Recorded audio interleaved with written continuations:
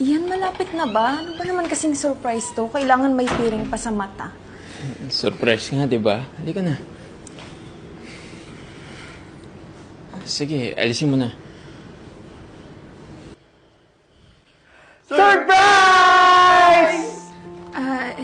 Babe, andito ka. Anong meron? Babe, pasensya ka na dahil matagal akong hindi nagparamdam sa'yo.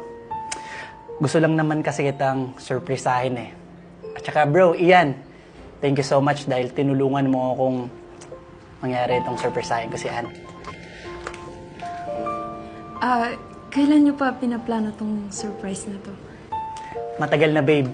Actually, nakipag-coordinate lang ako kay Ian. Ann, sa'yo. Thank you, babe. Babe, di na ako magpaligoy-ligoy pa.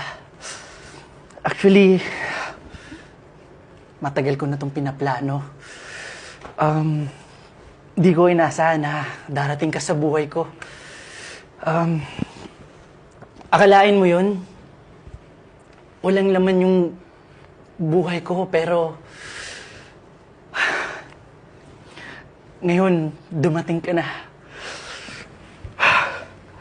Babe, will you marry me? Yes!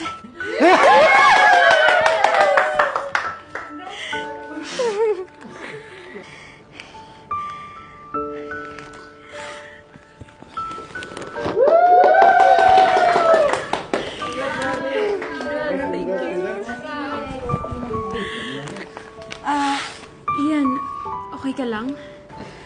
Okay lang ako, okay lang. Congratulations.